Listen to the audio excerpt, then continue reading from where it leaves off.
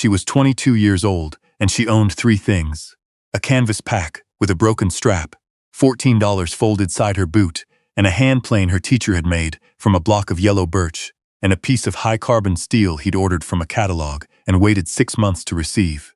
The plane had his initials stamped into the toe, EW, and the blade held an edge so fine it could peel a shaving thin enough to read through. Everyone in the town of Dunmore, Alberta, said the old mill at the edge of the Clearwater property had been rotting for 40 years and would fall before winter. They said a young woman with no money and no husband and no business being in the carpentry trade had no business touching it either.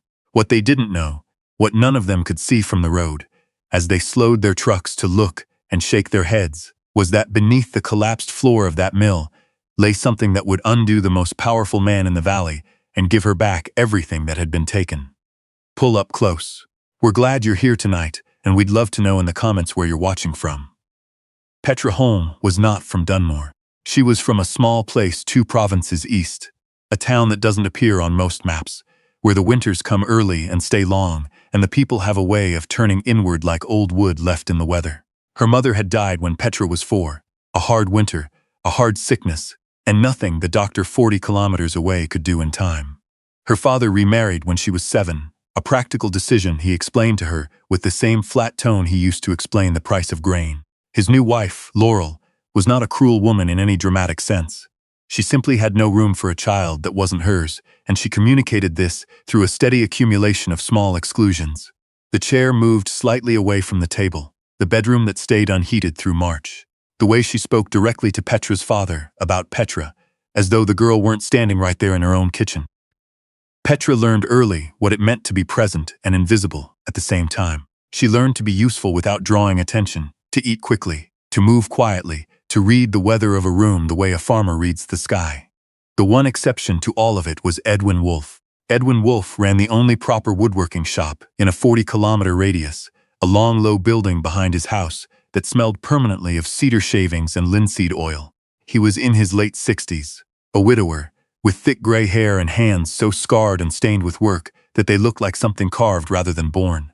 He had no children of his own. He had tried once, he told Petra much later, but that was a grief he kept folded small and rarely opened. She had started stopping outside his shop window on the walk home from school when she was 11, watching the way he moved around a piece of lumber, unhurried, precise, always touching the wood before he cut it, the way you'd check a pulse. One afternoon he opened the side door and said, without looking up from his bench, that if she was going to stand there, she might as well come in and be useful. She was in that shop every day after school for the next 9 years. He taught her the way he did everything, without preamble, by doing. He showed her how to read the grain of a board, how a piece of white ash would fight you if you went against it, and smooth like water if you went with it. He taught her to sharpen a blade until it caught the light cleanly, to cut a dovetail joint that fit without a gap, to build a drawer that slid true for 50 years.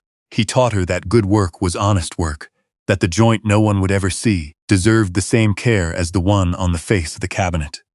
He gave her the hand plane when she turned 19, set it on the bench in front of her one morning, without ceremony, and said she'd earned it. It was the best thing anyone had ever given her, and she knew it the moment she picked it up. Edwin died in February, a stroke that took him quietly in his sleep, which was, people said, the way he would have wanted. Petra was 22, living in a room above the hardware store, doing finish work for a contractor who paid her half what he paid his male carpenters, and thought this was generous. The shop and the house went to Edwin's nephew, a man named Gerald Clearwater, who had visited precisely twice in the 10 years Petra had known Edwin, and who arrived from Calgary 3 days after the funeral with a real estate agent and an attitude of someone claiming a prize rather than mourning a loss. Gerald Clearwater was 45, smooth, and had the kind of confidence that comes not from ability, but from never having been seriously challenged. He took one look at the shop, the tools, the lumber stocks, the custom joinery projects Edwin had been commissioned to build, and announced that the estate owed outstanding debts to his own holding company, debts that Edwin had apparently signed off on in the last year of his life for capital investment and equipment loans. Petra knew Edwin's books. She had kept them for the last 3 years at his request. There had been no such loans. There had been no such debts. Edwin owned everything he had free and clear, and had been proud of that fact. But Gerald Clearwater had documents. He had a lawyer. And he had an uncle who in his last year had been lonely, and perhaps not as careful as he should have been with paper he was asked to sign. The shop was inventoried and liquidated. The tools went to an auction house in Red Deer. The house sold in a week. Petra was given 30 days to collect anything Edwin might have left her informally, which amounted to a few books, a folding rule, a set of chisels, and the hand plane she already owned. She packed what she had into her canvas pack, sewed the broken strap, and counted the $14 she had left after her last rent payment. She did not go to Gerald Clearwater and ask him to reconsider. She had watched enough men like him in her life to know that the performance of mercy was, for them, more important than the mercy itself. She would not give him the satisfaction of her asking. She drove south instead. A borrowed truck, a favor from the hardware store owner's wife, who pressed a bag of sandwiches into her hands without being asked. She drove until she reached Dunmore, a town she'd passed through twice, but never stopped in, tucked into the foothills where the land started to fold and the sky got wider. She had heard there was work there, or might be. She stopped at the gas station and bought a coffee and asked the woman behind the counter what she knew. The woman told her about the old Clearwater mill. Not Gerald Clearwater's Clearwater, a different family, older, long gone from the valley. The mill had sat at the edge of a creek on the east side of town for 4 decades, abandoned after the family sold their timber rights and moved away. The property had passed through 2 or 3 sets of hands since, none of whom had done anything with it, and the current owner, a municipal landholding, was apparently willing to sell salvage rights cheap to anyone willing to clear the structure before it became a liability. Petra drove out to look at it that same afternoon. It was worse than she'd expected, which meant it was more interesting than anything else she'd seen in months. The mill was a large post and beam structure, maybe 60 feet long, built from old-growth timber that didn't exist anymore. The roof had partially collapsed on the east end, bringing down the loft with it. The floor, a double layer of thick planking over heavy joists, had buckled and heaved in sections from decades of freeze-thaw. The windows were long gone, the frames rotted to gray fingers of wood. Birch saplings had pushed up through the gaps in the floor near the south wall. But the bones of it. The bones were something. The main posts were Douglas fir, 14 inches square, and when she dug her thumbnail into one near the base, there was solid wood beneath the weathered surface. The beams spanning the ceiling were the same, old growth, tight-grained, the kind of structural timber that cost more per board foot than most people made in a week. The hardware, the iron straps, the hinges, the mill machinery brackets, was hand-forged, heavy, deeply patented, worth real money to the right buyer. She went back to the municipal office the next morning and spent $6 of her $14 on the salvage rights.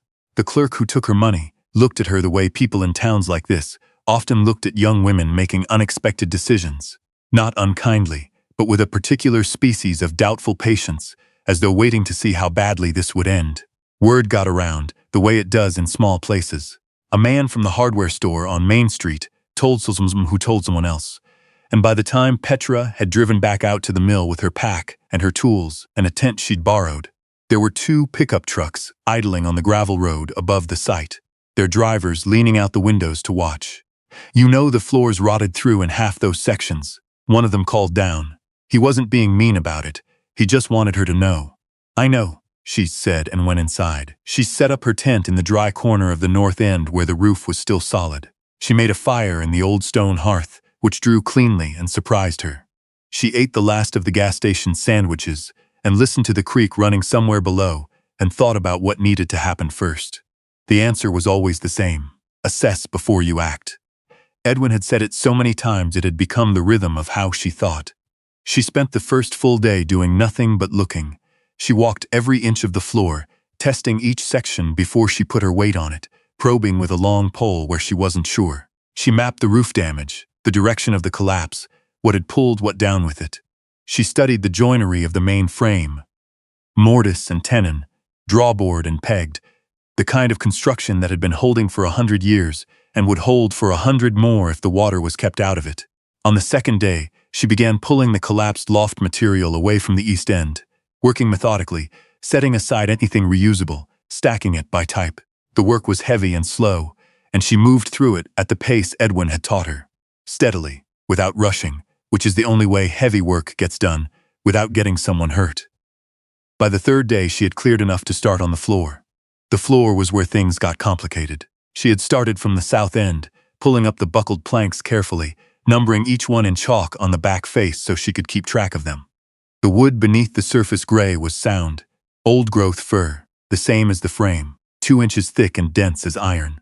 She stacked the planks and moved north, working her way toward the center of the building where the heave was worst. It was in the center section that she noticed it. She had pulled up 3 planks and was working on the 4th when she realized the subfloor beneath this section was different.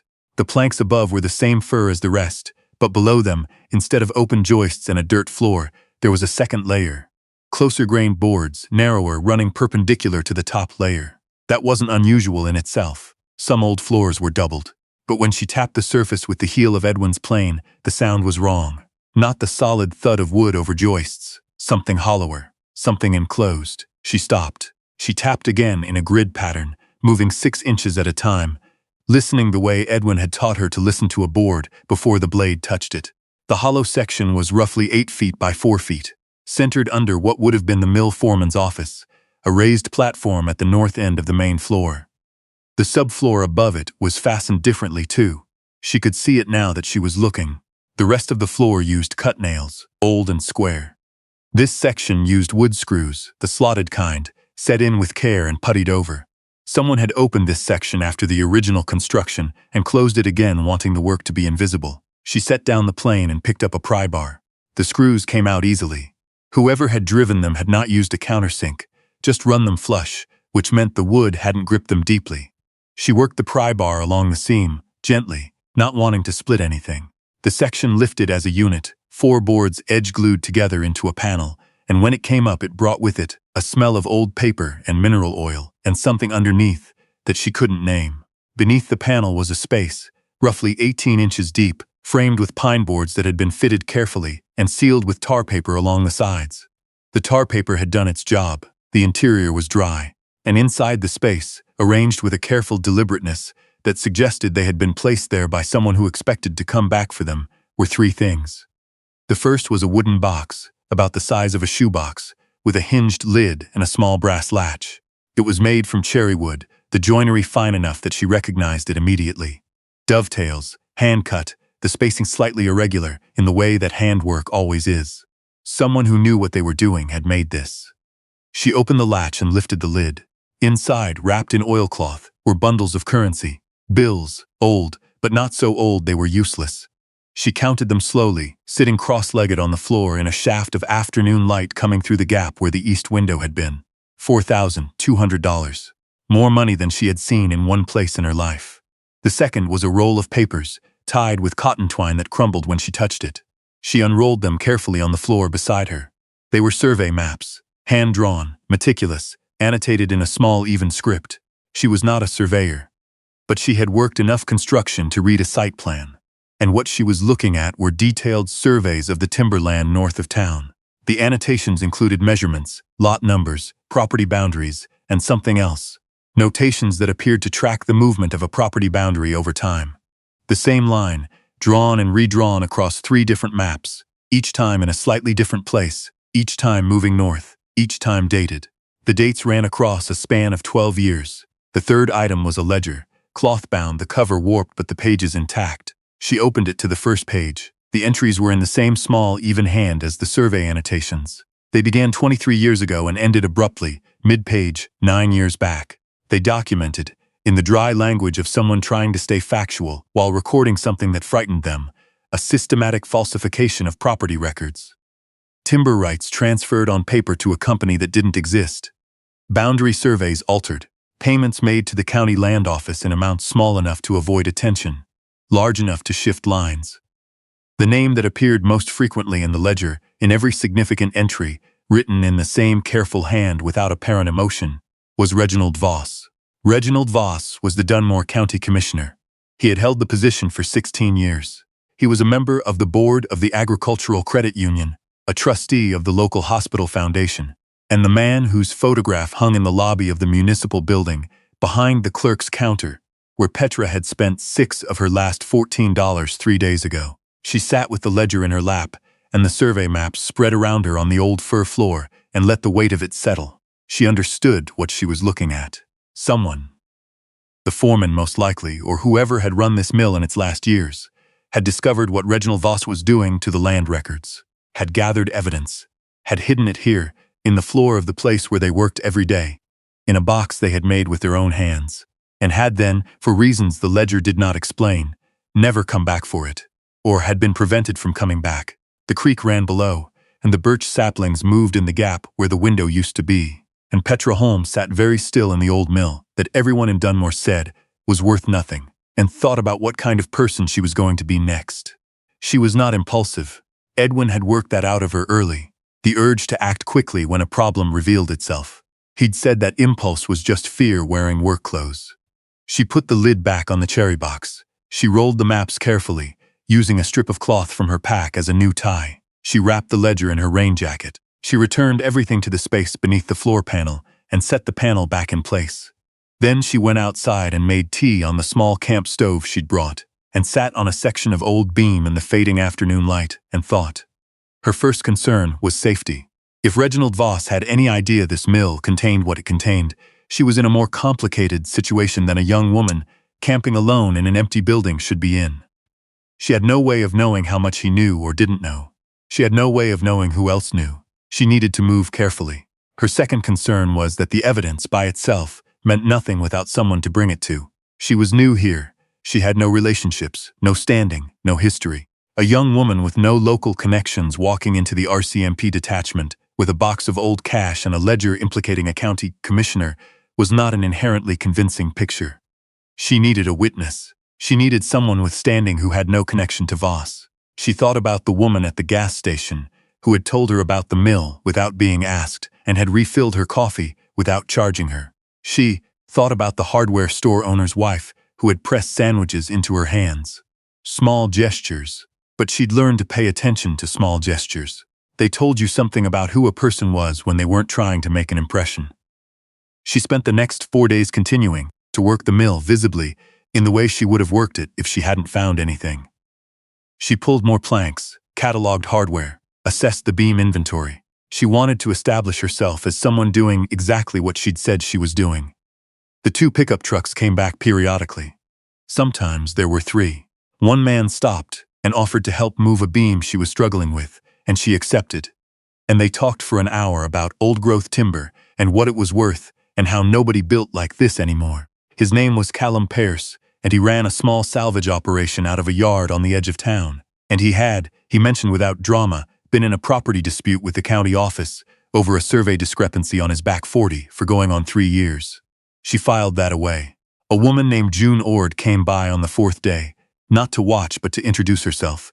She was the editor of the weekly paper, a 2-person operation that had been running in Dunmore for 60 years. She had heard about the girl working the old mill and thought there might be a story. Petra gave her coffee from the camp stove and talked carefully and didn't mention anything about the floor. But she noted the quality of June Ord's questions, precise, patient, not trying to lead. And she noted that June Ord had a photograph of the Creek Valley on her phone that she'd taken herself, framed well. And she noted that June Ord's car had a dent in the driver's door that hadn't been fixed, which told her something about priorities. On the 5th day, she drove to the nearest town with an RCMP detachment that wasn't Dunmore. The corporal she spoke with was a woman about 10 years older than Petra, with the particular kind of attentive stillness that comes from spending years listening to people and learning which ones are telling the truth. Petra laid out what she'd found methodically, in order, without editorializing. She explained where the items were, how she'd come to find them, what the ledger documented, and what the survey maps showed. She said she had not removed anything from the site and could take the corporal there directly. The corporal listened without interrupting. When Petra finished, she asked 3 questions. How long had Petra been in Dunmore? Whether anyone else knew about the find, and whether she felt she was currently safe. The questions told Petra something important about how seriously the corporal was taking this. "I'd like to bring a colleague," the corporal said, "and I'd like to go today." They went that afternoon, the corporal and a plainclothes officer from the Serious Crimes Unit who had driven down from the detachment at Red Deer. Petra led them into the mill and lifted the floor panel and watched their faces as they understood what they were looking at. The plainclothes officer put on gloves before he touched anything. He took photographs of everything in place before anything was moved. He and the corporal spoke to each other in the quiet shorthand of people who have worked together long enough to have their own language. "This has been here a while," he said, not to Petra specifically, but including her. "At least 9 years," she said, based on the last ledger entry. He looked at her. "You read it?" "I read enough to understand what it was." He nodded slowly. "All right." What happened next happened over several weeks, and Petra was not present for most of it. She heard things from Callum Pearce, who heard things from people in town, and from June Ord, who was following the story the way a good reporter follows a story. Steadily, carefully, not getting ahead of what she could confirm. Reginald Voss was interviewed by the Serious Crimes Unit. Then he was interviewed again. Then, in a Tuesday morning in October, he was arrested on charges of fraud, breach of trust, and falsification of public records, and driven to Red Deer in a car that several people in Dunmore watched leave from the municipal parking lot. There was no dramatic confrontation, no public scene. There was a door opening and a door closing and a car driving away, which was somehow more final than anything louder would have been. The effect on Dunmore was the way a barometric change feels before a storm breaks. The air shifting, people saying things they hadn't said out loud before. At the Agricultural Credit Union, 2 members of the board who had suspected irregularities in the land file reviews and said nothing came forward with what they knew. 3 property disputes that had been stalled for years began to move again. Callum Pearce received a letter from the county office informing him that a survey review had identified an error in his property file. Petra finished the millwork in November, the week before the first real snow. She had done it right, pulled every piece of material worth saving, cataloged and stacked it, sold the old-growth timber and hardware to buyers she'd found through Callum Pearce's network, at prices that reflected what the material actually was, rather than what people assumed it was. The cherry box with the $4,200 had been taken as evidence, but the territorial court issued a finder's determination 3 months later. As the person who had legally acquired the salvage rights to the property and discovered the abandoned contents in the course of that work, she was entitled to the funds, less a small administrative claim. The money arrived by bank transfer on a Thursday afternoon, and she sat with her phone in her hand for a long time looking at the number. She used part of it to rent the empty unit next to Callum Pearce salvage yard. A small building with a good concrete floor and high ceilings and 3 south-facing windows that let in the kind of light that made you want to work. She brought in a bench, a set of tools she bought carefully, and one at a time a wood stove for the winter. She put Edwin Wolfe's handplane on a small shelf above the bench, the EW stamp facing out, where she could see it from anywhere in the room. She had a name by then in Dunmore, not the girl working the old mill, not the newcomer from back east. She was Petra Holm, the joiner. People left wood for her, rough cut, or salvaged or inherited from someone's barn, with a note describing what they needed and what they could pay. She returned the work when it was done, the joints tight, the surfaces true, the finish honest. Her name was said the way useful names get said in small towns, not with fanfare, but with a certain weight, a shorthand for something reliable. On the first morning she unlocked the new shop, the light came through the south windows, in long, clean bars across the concrete floor, and lit up the shavings left by the first pass she'd made with Edwin's plane the night before, testing the blade she'd just reground. The shavings lay in loose curls, translucent where the light caught them, honey-colored, smelling of whatever wood she'd used. White ash, she thought, from a piece Callum had left her. She swept them up, banked the stove, and got to work. She had been 22 years old and owned 3 things. She was still 22. But now she had a floor of her own to stand on, and work she'd made with her own hands, and a place in the world she had not been given but had pulled, inch by careful inch, out of the wreckage. It was all of it, the best $6 she had ever spent. We hope this story found you in a warm place tonight. If it stayed with you, we'd be glad if you shared it with someone who could use a reminder that the things worth having are often hidden exactly where everyone else stopped looking. And before you go, we always love hearing from you. What's something you held on to or worked toward that others told you wasn't worth the trouble? Let us know in the comments below. We read everyone.